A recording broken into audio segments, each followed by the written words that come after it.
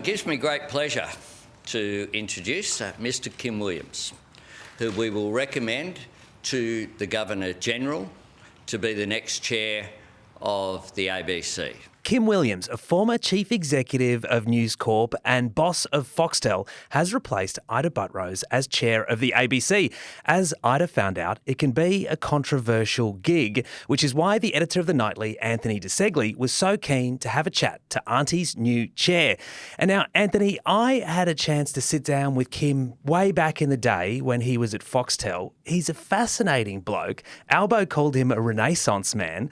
What were your initial takeaways from talking to him? Yeah, look, he's one of the great conversationalists, to be honest. And I think at the start of the story, I refer to it like swallowing a dictionary and then washing it down with a thesaurus. And it's a little bit like that with Kim. He likes big words and there's an exuberance for intelligent conversation, which I love. And so talking to him is really, really fascinating. The intro, your description of him is so perfect. Albo calls him a Renaissance man. You talked about his sort of exuberance for that conversation that, you know, could be mistaken as old school wankerism, because he does have, like, he's just a lover of the arts, isn't he? Yeah, look, he is. And especially you can, I sort of tongue-in-cheek use that term, sort of old-fashioned wankerism, because you can imagine how it goes down in a cynical newsroom.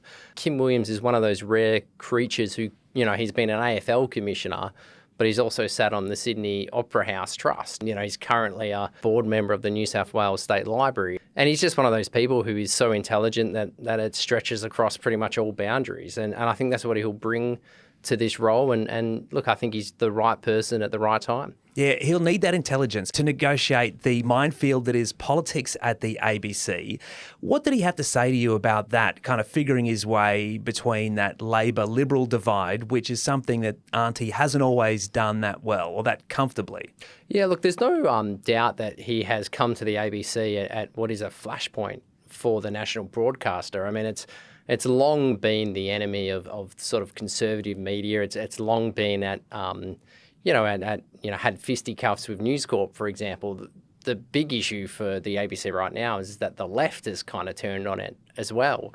And so he's come at a time where it feels like there's enemies on the left, enemies on the right. Look, Kim, his overarching theme is what he wants to bring to the ABC is impartiality. His terminology is along the lines of, I'm now sort of boringly, reliably sort of, you know, pushing impartiality. That's where he wants to be. And he has a quote, a bit of a giveaway, I thought, where Kim tells me that, you know, he sees the ABC as a good central place that reflects modern Australia, and I think that's what he's all about.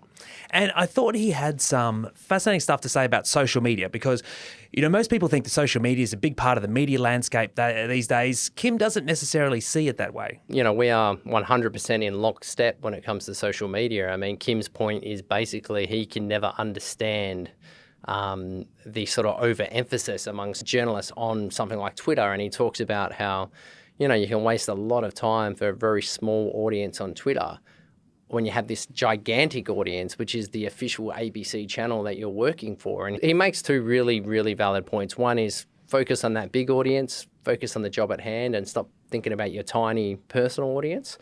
And then he also makes a really valid point about the ABC Act.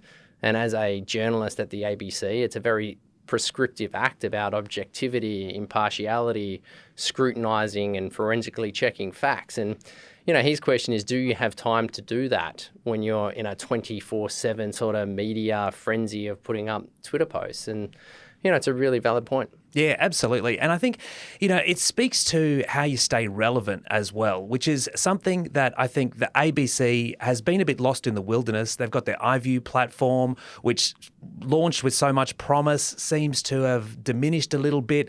And he's obviously come from a streaming background at Foxtel. So what do you think he's going to bring to the ABC? How is he going to shape it? Yeah, it's funny you mentioned iView, because that, you know, he actually uses that as the example where he says, you know, Kim's always been really big on innovation and tech.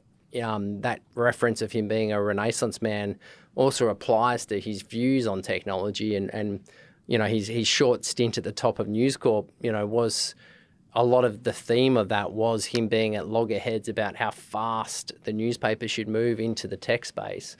Look, he talks about iView, and he talks about how it was once a game changer and almost at the top of the streaming platforms in Australia and now talks about how it's fallen off the wayside. And just little things like you go to ABC iView and it's a recommended list is crap, and he wants to fix that, And so stuff like that, I think he'll come in. He's a change agent, and I don't think he'll wait around. I think you'll know pretty quickly that things have got Kim's stamp on it. Yeah, it's a great read on someone that we'll be hearing a lot more from in the next few years. You can find it by downloading the Nightly app. Editor Anthony DeSegli, always great to have you on the Nightly 5. Thanks so much, Ben.